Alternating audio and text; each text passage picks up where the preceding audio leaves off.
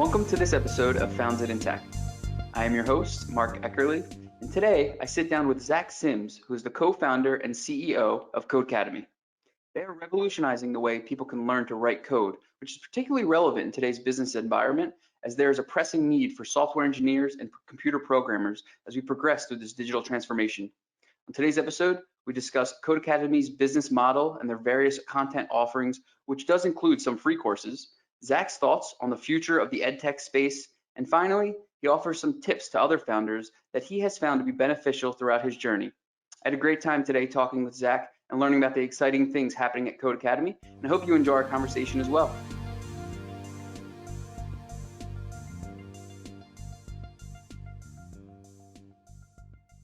Hello, everyone. Please join me in welcoming Zach Sims from Codeacademy to the show. Zach is the co-founder and CEO of the company and joins us today to talk about his background, his company Codeacademy, and some exciting things that they're working on. So welcome to today's show, Zach. Thanks for having me. Let's start off with your background and how you came about the idea of Codeacademy. I'd be really curious to know the genesis and the reasons that led you to starting this company. Yeah, so I started Codeacademy in 2011. I was an undergrad at Columbia studying political science. And one of the biggest and most impactful things at the time was working for two tech startups in New York. So a company called Dropio that got sold to Facebook, and a company called GroupMe that got sold to Skype. And I would say from that, really what I learned was the importance of these technical skills, things like programming, data science, design, and those things weren't being taught in colleges. And as a result, you had a lot of people that were graduating from schools and not finding jobs, and so graduating with tremendous amounts of debt. So my co-founder and I kind of saw that trend. At the same time, I was teaching myself to program and found it super frustrating. And so we kind of saw these two things dovetail and ultimately decided we wanted to create a way for anyone in the world to learn the skills they needed to find jobs and to connect to economic opportunity. And so we started Codeacademy in an effort to do that. Yeah, I definitely think there's an opportunity in the marketplace for a company just like this. And I mean, you guys have been around for 10 years now or so? I think it was founded in 2011 right, yeah. or so. Yeah, it's been about 9.5 years. 9.5 years, yeah. And I always say if I were to go back to college, it would be for not accounting, it would be for computer engineering or software engineering or something to that effect, because it's just such a hot market out there. Yep, absolutely. I mean, I think the most important skill anyone can learn today. Mm-hmm. And so let's jump into the company's business model, right? I know there's a couple subscription plans out there. There's even a free solution for people that want to just test out what writing code is. So can you kind of take a deep dive into the various offerings that Codeacademy has, and then a second part to that? I'd be curious to know the metrics behind the company, right? Being an online platform, this is open globally, so I'd be curious to know what the numbers are internationally as well, if that's available. Yeah, so we're a freemium business, so we have tens of millions of learners in the U.S. at this point that learn on the platform for free. At this point, more than 45 million people that have taken courses over the past 9 years on the platform. And then we have a paid product which is called Codeacademy Pro, which helps people around the world effectively learn with an unlimited content library. It gives them access to a community of people like them, and then it gives them the ability to get certificates that they can use to kind of show what they've learned. At the same time, we also offer a product for businesses called Codeacademy for Business, obviously, and I think that product it takes what we've built with Codeacademy Pro and then it opens it up to companies. So we have large Fortune 500s and small businesses that are learning on the platform as well. And that's what we're trying to build with Codeacademy Pro. And so I think in sum, to your comment on metrics, tens of millions of learners that are learning for free at this point, more than 100,000 active learners and subscribers on the Codeacademy Pro platform. We're not really disclosing the size of Codeacademy for Business at this point, but we can tell you that it's grown more than 350% over the past 12 months. Wow, that's fantastic considering all things that happened in 2020. So just to inform everyone, if I were to be the average consumer, right, and sign up for that subscription model, become a pro user, what would I be getting out of that? What kind of content would be delivered outside of just maybe additional content or courses to learn and writing code? What would I be getting out in that model to pay for? Yeah, so with Codeacademy Pro, you basically get access to a ton of great new courses. So we generate tons of new courses each month that we share with our learners.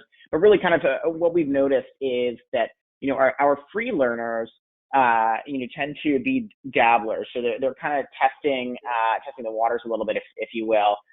Whereas the pro learners tend to be the folks that are really looking for a career upgrade. So they're looking to make more money on a regular basis, whether that's by upgrading their existing career or finding a new job as well.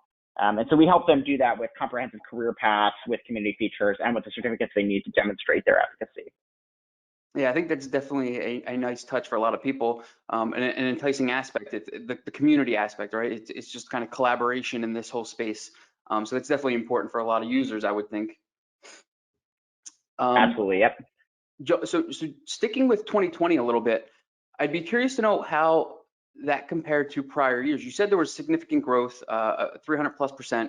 Since the company already had an existing online business model and platform, was the transition during the pandemic and COVID-19 fairly seamless? I mean, for employees, and then as far as the company's operations go, it was an overall productive year, but I'd be curious to know a little bit more of the ins and outs there and how that really impacted the company.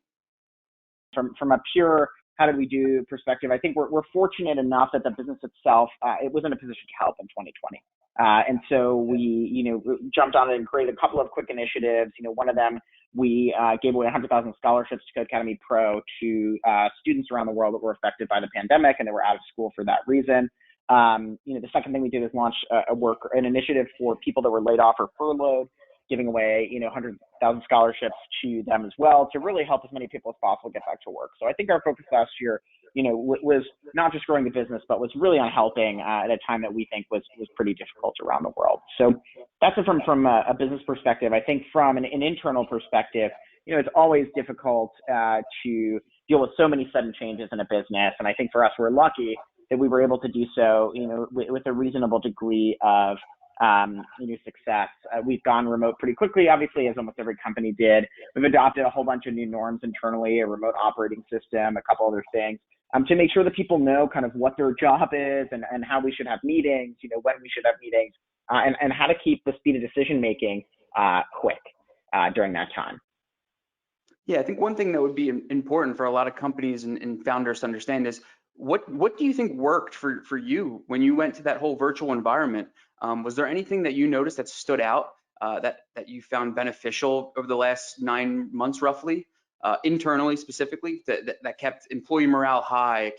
Mental health is one of the biggest things right now in a lot of companies. It's just people getting burnt out, possibly working from home. There's a lot of things going on. I'd be curious to get your thoughts on what has worked for you guys. I mean, is there anything that really stands out to you? Yeah, I think really being as explicit as possible is the biggest thing that's worked for us. So I mentioned the remote operating system thing. That really codifies everything. Everything from a common meeting hours to a decision-making framework to individual roles in meetings, and we try to document just as much as possible. Because we've managed to more than double the team since the pandemic started, and so for us, I think again that clarity has really helped the team across the board understand how to get up and running. And how to stay on the same page as well. Mm-hmm. No, yeah, that's really good. And yeah, like you said, being explicit, and especially with everyone working all types of hours, right? It's not really a standard 9 to 5 anymore. People are just getting work done as they can, whether it's late at night or early in the morning. So just kind of setting those expectations, having those daily calls, it's really become more and more critical in today's work environment.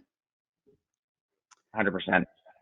So I'd be curious to get your thoughts as well on the future of this space, right? So I think this kind of falls somewhat under the umbrella of ed tech, education technology, and specifically computer programming industry, right? So where do you see the future of this? Do you expect the existing on-campus model to decrease significantly, considering all things that happened in 2020 with colleges going remote and the whole on-college campus experience kind of falling by the wayside? Is this going to be a major transition, and think this will really kickstart a new wave, or do you think things will go back to the normal, how they were pre-pandemic? I'd be curious, just because this is such an emerging industry over the last 8 to 12 years roughly. So I'd be curious to get your thoughts on what you think for the future.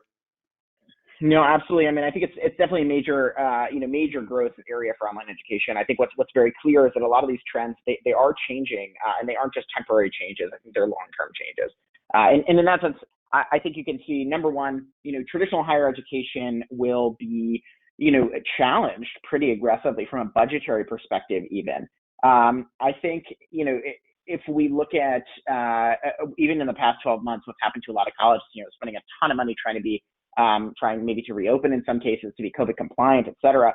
Many of them have students that are upset about paying, $50,000, $60,000 a year in order to take virtual classes. So I think you're going to see a super big shakeout at the higher ed level. And the other thing that I think we're seeing a lot this year as well is people realizing that, like, look, online education works.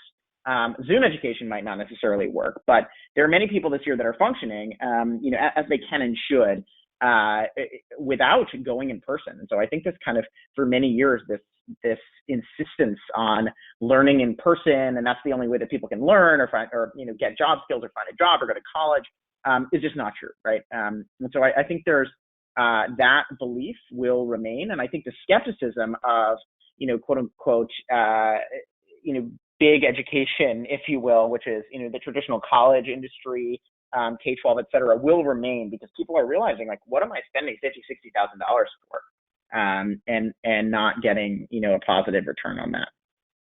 Yeah, the cost of secondary education nowadays is just absolutely mind blowing, and students are in debt for decades after college. So kind of giving them a cost effective solution, and then they can go to the job market with a full education and degree with minimal debt, if anything, and really have that experience. It's game changing. It really is. I'd be curious, what are you guys doing from a marketing standpoint? I recently saw the announcement. You guys are working with Lolly, who's a Bitcoin rewards program that they helped. You guys are on board with them. I'd be curious from marketing, what are you guys doing to incentivize new users onto the platform? Is there anything that you guys are thinking is differentiating you guys from other companies in your space? Yeah, I mean, I think we really have a focus on just, giving people the best educational experience. And that's why I think we grow from a word of mouth perspective more so than any other channel. So I think that's kind of the real thing that we focused on over the past couple of years, is how can we build a product that's so good that it markets itself. And our learners are our best advocates, whether they've gone on to start companies, gone on to make more money and do careers.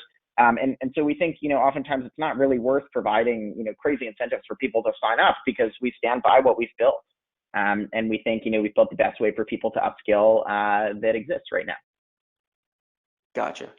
So even I guess recommendations that have come from customers of your platform, what have they found to be beneficial? What's their favorite part of using their platform? I'd be curious. It's almost like a selling factor, right, that you would use for new users. What have they found to be the best part? Is it the community experience? I think it's the interactive learning experience. It's really what people say.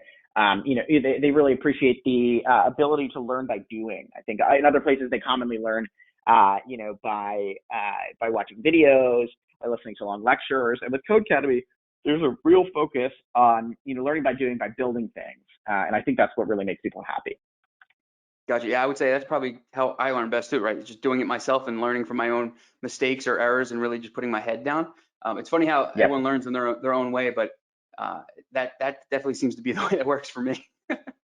Yeah, no, I mean, I think most people feel that way, and that's, I think, why we've seen success with the learning style that we have with Codeacademy. Gotcha. So what recommendations would you have for other founders and C-suite executives in this space that are really trying to spearhead their own startup, their own emerging technology company, right? They're hitting it from the ground up, even in today's pressing times, right, where there's some economic uncertainty in the education technology space. Any tips or tricks that you've learned over your career of starting a company from the beginning, and anything that you can pass down to other founders? Yeah, I mean, look, I think the biggest thing is to kind of know what you don't know, right? I think it becomes very easy when you're starting a company to think that you need to have the answers to everything, because you're the founder, you're the CEO of the company, and everyone needs to listen to you. And I think kind of what I've realized is that actually the most important thing to know is what you might need help on, and how to find that help as quickly as possible. And I think it took me a couple of years to grow into that understanding. And I think, we live in a technology world where people are so insistent on, being clear about what, they want to project confidence when they're going into, investor meetings, et cetera. But actually, again, the most important thing is to be very acutely aware of what you're good at and maybe what you're less good at, and solving those gaps as quickly as possible. Yeah, it's funny you say that. A mentor of mine actually told me the same thing. Is one of the most difficult parts of developing yourself is realizing what you're good at and what you're not good at, and then filling those Yep. gaps with people that can do that job. So it's very funny you Yeah, say that because it's it's confusing, but it's paradoxical, but effectively kind of that knowing what you don't know and demonstrating that vulnerability is actually strength. So. yeah, and realizing that you can't do it. That's the difficult part, just realizing it and accepting it, right? Yep. Great. Well, that just about wraps up today's episode with Zach. I think there's a lot of great takeaways here that you've given us today. If you'd like to learn more, you can visit codeacademy.com. Great. Well, thanks again, and we'll see you on the next episode of Founded in Tech. Thank you for tuning in. If you liked it and want to hear more, you can follow us and subscribe, and we'll see you next time on Founded in Tech.